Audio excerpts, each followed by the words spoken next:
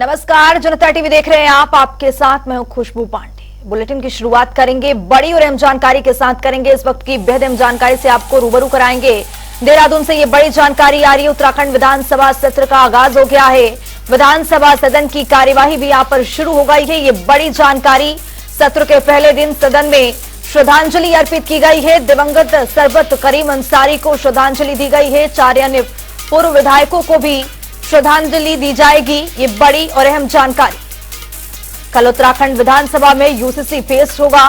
सरकार सदन में अन्य विधेयक भी पेश करेगी।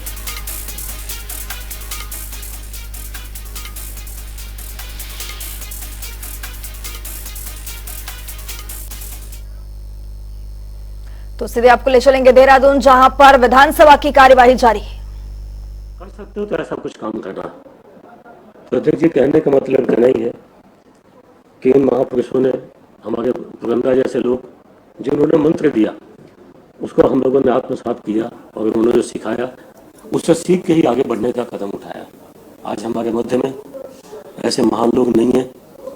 मैं सभी सरबत करीम अंसारी जी, मोहन सिंह रावत गांववासी जी, पूरन चंद्र शर्मा जी, नरेंद्र सिंह जी, किशन सिंह तरागी जी, धनीराम नेगी जी, इन सभी पुण्यात्माओं को मैं अपने श्रद्धा सुमन अर्पित करता हूँ।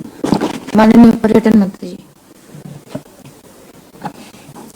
माननीय अध्यक्षा जी, आज बड़े व्यथित मन से, दुखी मन से मैं जो हमारे साथी स्वर्गीय श्री सरबत करीम अंसारी जी जो हमारे बीच में बैठते थे और मनोविनोद करते थे, आज हमारे बीच में नहीं रहे। मैं हृदय से उन्हें सुमनांजलि अर्पित करता हूं।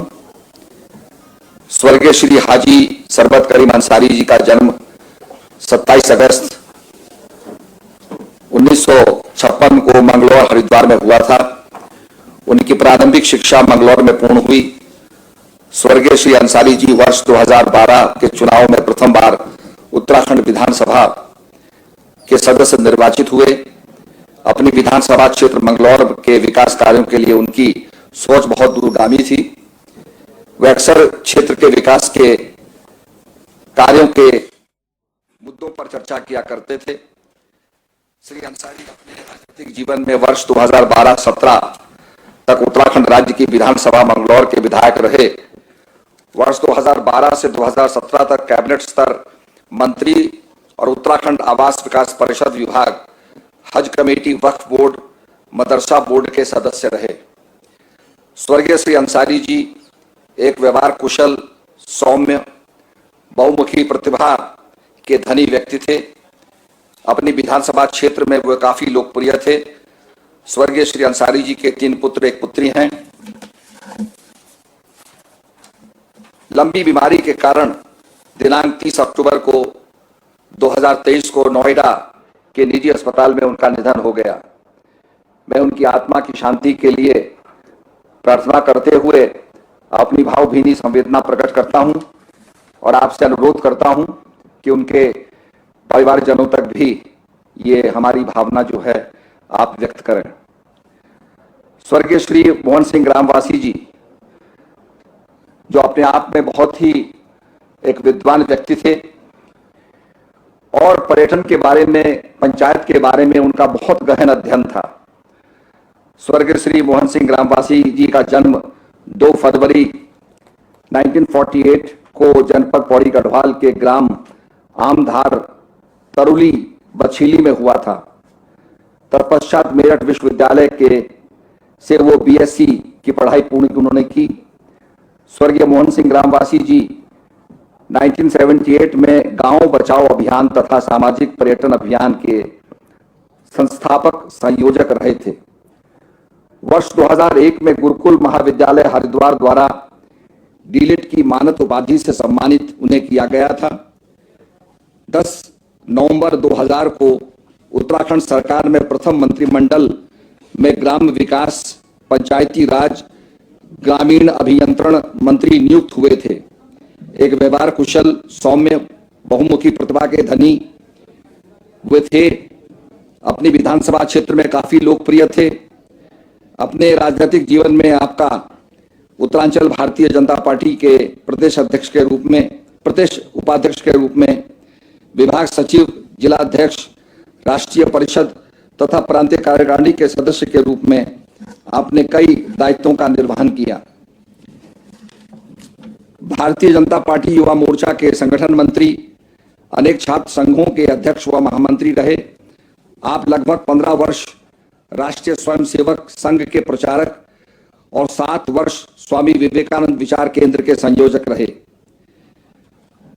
जब हम लोग कोरोना वायरस से पीड़ित थे, उस समय आपने ये आग्रह किया था कि जो हमारी देव संस्कृति है उसके माध्यम से देवताओं की डोली हरिद्वार में लाई जाए और उनका एक सम्मान किया जाए।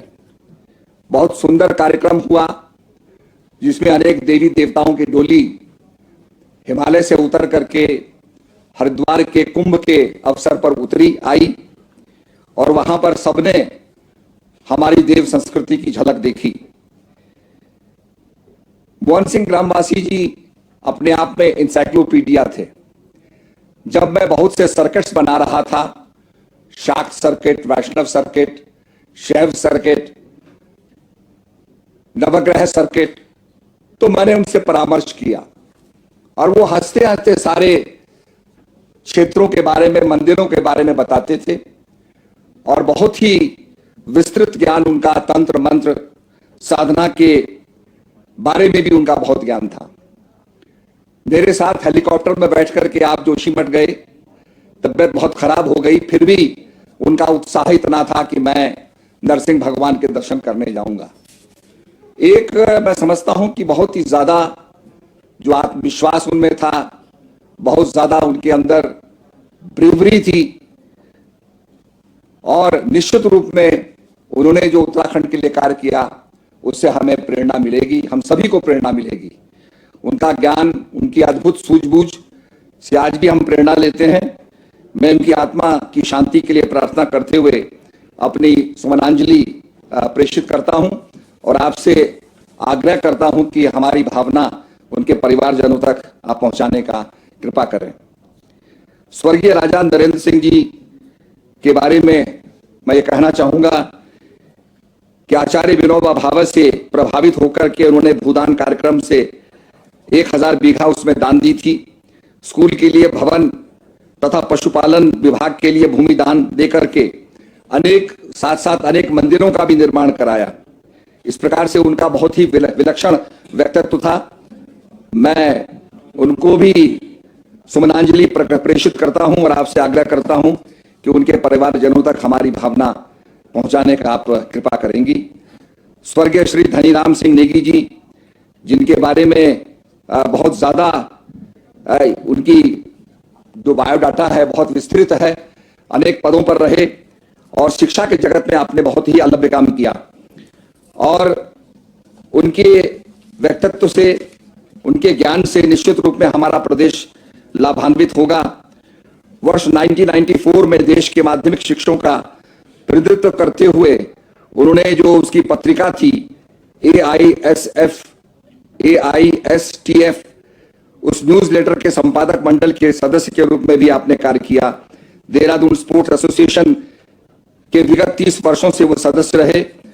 मैं आपसे प्रार्थना करता हूं कि हमारी शोक संवेदना उनके परिवारजनों तक पहुंचाने का आप कृपा करेंगी। इसके साथ साथ श्री पूरण चंद शर्मा जी, जो हमारी भारतीय जनता पार्टी के अध्यक्ष भी रहे, वर्ष 1991 में मध्यावधि चुनाव में प्रथम बार भारतीय जनता पार्टी के टिकट पर अल्मोड़ा विधानसभा क्षेत्र से उत्तर प्रदेश विधानसभा के सदस्य के रूप में निर्वाचित हुए। उत्तर प्रदेश सरकार में श्री कल्याण सिंह जी के मंत्रिमंडल में पर्वतीय विकास राज्य मंत्री के रूप में आपने सेवा अर्पित की। निश्चित रूप में उनका व्यक्तित्व जो हमारे लिए बड़ा अनुकरणीय है, मैं भावभीनी श्रद्धांजलि अर्पित करता हूं। स्वर्गीय श्री किशन सिंह तड़ागी जी, जिनको बारंबार मैं मिला भी और निश्चित रूप में आप जो हैं मार्च 1985 तथा नवंबर 1989 में कांग्रेस आई पार्टी के टिकट पर नैनीताल विधानसभा क्षेत्र से उत्तर प्रदेश विधानसभा के सदस्य आप निर्वाचित हुए और निश्चित रूप में नैनीताल नगर पालिका के आप अध्यक्ष 6 वर्ष तक रहे। आपका भी बहुत ज्यादा योगदान हमारे उत्तराखंड में रहा। मैं आपके माध्यम से दिवंगत आत्माओं को सुमनांजलि अर्पित करता हूं और आपसे आग्रह करता हूं कि इनके परिवारजनों तक हमारी शोक संवेदना प्रेषित करने की महान कृपा करेंगी। धन्यवाद। माननीय सदस्य श्री प्रदीप बत्रा जी। माननीय अध्यक्ष जी, मैं आपका धन्यवाद ज्ञापित करता हूं कि आपने मुझे सम्मानित सदस्यों के निधन के बारे में अपने भाव रखने का अवसर प्रदान किया। स्वर्गीय सदस्य सरबत करीम अंसारी जी मेरे विधानसभा क्षेत्र से लखताबाई क्षेत्र है और मेरे साथी रहे। 2012-2022 में उन्होंने विधानसभा चुनाव लड़ा और वो जीते। 2017 में जब वो चुनाव हारे तो मैं समझता हूँ कि तब भी वो बहुत सक्रिय रहे और लगातार संपर्क में रहे और कार्य करते रहे लोगों के। उसी का नतीजा था कि वो 2022 में दूसरी बार निर्वाचित हुए। वो हमेशा सेवा भाव में उनमें रखते थे और बहुत ही सरल और सहज स्वभाव के थे। हर बात अपनी वो बहुत एक देसी अंदाज और शायराना अंदाज में अपनी बात को रखा करते थे। उनका जो अंदाज था अपने आप में एक अलग ही अंदाज था। हम उनके अंदाज की सराहना करते हैं और उर्दू पे उनकी बहुत पकड़ थी। मैं समझता हूँ कि उनका जो भाषा शैली थी वो अपने आप में बहुत एक गजब थी। अब खबरों में आगे बढ़ेंगे। उत्तराखंड में शूटिंग अभ्यास के लिए खिलाड़ियों को अब जल्द सशस्त्र लाइसेंस मिलेगा। पिछले दिनों खेल मंत्री रेखा आर्य ने राज्य के गृह सचिव और डीजीपी को पत्र लिखकर इसके निर्देश दिए हैं। वहीं शूटर्स को शूटिंग करने के लिए गन लाइसेंस की आवश्यकता होती है। वहीं खेल मंत्री का कहना है कि कई राष्ट्रीय और अंतर्राष्ट्रीय खिलाड़ियों की ओर से उन्हें समस्या से अवगत कराया गया है और केंद्र सरकार की ओर से इस संदर्भ में राज्य को दिशा निर्देश दिया जा चुका है। अगर जरूरत है तो उनके सर्टिफिकेट का परीक्षण कर लें, उसके उपरांत जल्द से जल्द लाइसेंस दें। ये जो हमारे शूटर्स हैं स्वाभाविक रूप से उनको शूटिंग करने के लिए गन लाइसेंस की आवश्यकता रहती है और ऐसे हमारे प्लेयर जो राष्ट्रीय स्तर पर है अंतर्राष्ट्रीय स्तर पर है, जब उनको अभ्यास करने के लिए जब लाइसेंस से इशू नहीं होगा तो वो अभ्यास क्या करेंगे। तो चूंकि मेरे पास में व्हाट्सएप पर ऐसे कई सारे मैसेज आ रहे थे कि मैडम हम कई समय से हमने अप्लाई किया हुआ है लेकिन संबंधित थाना जो है उस पर कोई कार्रवाई नहीं कर रहा है, तो मुझे बहुत उसकी पीड़ा हुई और उसके बाद से मैंने जो गृह सचिव है उसको भी और जो डीजीपी हैं उनको भी उन दोनों को इंगित करते हुए एक पत्राचार किया है कि इस विषय को हम लोग गंभीरता से लें, क्योंकि संबंधित शूटर को संबंधित प्रतियोगिताओं में जाना होता है, उससे पहले तैयारी करनी होती है और प्रतियोगिता प्रतिभाग करने के लिए गन की आवश्यकता रहती है। उत्तराखंड विधानसभा सत्र का आज पहला दिन ही शुरू हो चुका है और यूसीसी को लेकर कल कैबिनेट मंजूरी दी गई है। वहीं यूसीसी को लेकर अभी भी कहीं ना कहीं विरोधाभास के स्वर देखने को मिल रहे हैं। कांग्रेस के नेताओं ने आरोप लगाया है कि ड्राफ्ट सरकार जल्दबाजी में अपनी मनमर्जी से लाने जा रही है। इसमें विपक्ष की राय मशवरा नहीं लिया गया है। वहीं दूसरी ओर ड्राफ्ट का मसौदा विपक्ष को पढ़ने के लिए भी नहीं दिया गया है। उसका अध्ययन करने के बाद हम कोई बात कह पाए। वैसे तो यूसीसी जो है केंद्र सरकार का मामला है, लेकिन राज्य सरकार आमादा है इस बात के लिए कि हम राज्य में पहले लागू करने का काम करें। अब देखना है कि क्या मसौदा है, क्योंकि हमसे लगी हुई सीमा उत्तर प्रदेश की है, हमसे लगी हुई सीमा दिल्ली की है जहाँ पे यूसीसी नहीं है। जी, क्षैतिज आरक्षण जब सरकार ला रही थी वो भी आनन फानन में ला रही थी। अगर उस पर हम चर्चा नहीं करते, कांग्रेस पार्टी उस पर क्वेश्चन मार्क नहीं लगाती, तो मुझे लगता है कि जो लोक सेवा आयोग से जो लोग भर्ती में वो बाहर हो जाते, जो सीधी भर्ती वाले थे वो लोग बाहर हो जाते और जो है लोक सेवा आयोग की परिधि से इस आरक्षण को बाहर रखा जा रहा था। तो हमने चर्चा करी, प्रवर समिति बनी, फिर उसके बाद उसमें हमने मजबूती से काम किया है और उसमें सारे उन पहलुओं को का ध्यान रखा है कि जो उत्तराखंड राज्य के अधीनस्थ जो भी सेवाएं होंगी, चाहे उसे लोक सेवा आयोग कराए, चाहे अधीनस्थ सेवा चयन आयोग कराए, जो भी कराएगा उसमें आरक्षण का फायदा मिलेगा। पहले ये था कि आरक्षण में आश्रित था, हमने उसको आश्रितों को किया है कि आश्रितों को मिलना चाहिए। देश में भी लागू होगा। अब राज्यों में होता तो सब राज्य जब जाएंगे तो राज्यों के बाद देश में ही लागू होगा।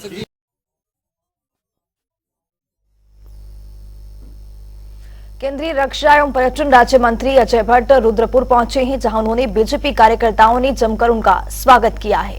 इस दौरान उन्होंने प्रेस कॉन्फ्रेंस कर केंद्र सरकार की ओर से जारी बजट की जमकर तारीफ की है। अजय भट्ट ने कहा है कि केंद्र सरकार की ओर से अनुपूरक बजट पेश किया गया है, उसको आम जनता के ध्यान में रखते हुए ही बनाया गया है।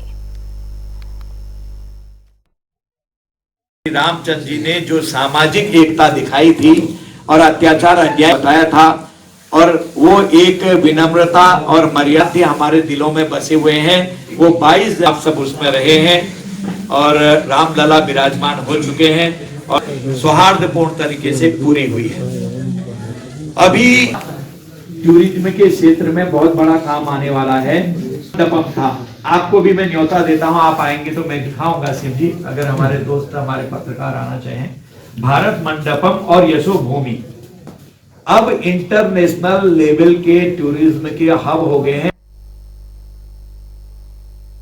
पूर्व प्रधानमंत्री लालकृष्ण आडवाणी को देश के सर्वोच्च नागरिक पुरस्कार भारत रत्न से सम्मानित किया जाएगा। वहीं अब इस घोषणा के बाद प्रदेश कांग्रेस मुख्य प्रवक्ता गरिमा दसौनी ने भारत रत्न के लिए पूर्व प्रधानमंत्री डॉक्टर मनमोहन सिंह को ज्यादा डिवीजन कैंडिडेट बताया है। उन्होंने कहा है कि हम आडवाणी जी को भारत देने के फैसला का सम्मान करते हैं, लेकिन मेरे विचार से पूर्व प्रधानमंत्री डॉक्टर मनमोहन सिंह ज्यादा डिजर्विंग कैंडिडेट है। उन्होंने प्रधानमंत्री रहते हुए विकास के लिए कई बेहतरीन फैसले लिए थे।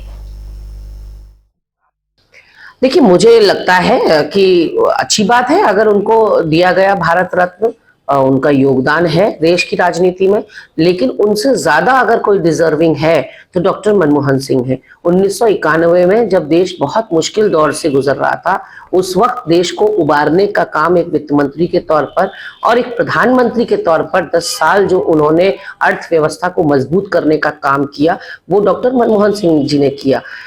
बातें कम और काम ज्यादा का एक नायाब उदाहरण अगर कोई है तो वो डॉक्टर मनमोहन सिंह है, जिन्होंने 2 बार उनके प्रधानमंत्रित्व काल में 2 बार पूरी दुनिया रिसेशन में गई, मंदी में गई, लेकिन भारत को उन्होंने मंदी से बचाए रखा। ऐसा जिस वक्त हमने सत्ता छोड़ी 2014 में, उस वक्त 8% की दर से हमारी ग्रोथ हो रही थी, आज वो गिरकर 5.25 है। तो ऐसे में कैसे तीसरी बड़ी अर्थव्यवस्था हम बनेंगे, कैसे हम 5 ट्रिलियन या 10 ट्रिलियन इकोनॉमी बनेंगे, ये एक दूर की कौड़ी दिखाई पड़ती है।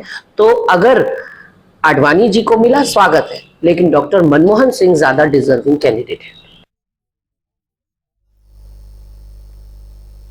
विश्व हिंदू परिषद के अध्यक्ष प्रवीण तोगड़िया ने सरकार के यूसीसी लागू करने की पहल पर खुशी जताई है। उन्होंने कहा है कि सरकार का ये कदम स्वागत योग्य है।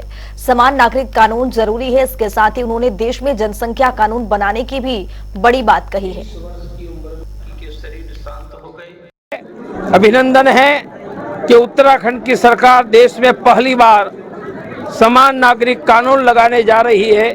आगे बढ़ो, मुसलमानों की जनसंख्या बढ़ रही है, यह खतरे का कारण है, इसलिए देश में जनसंख्या नियंत्रण का कानून।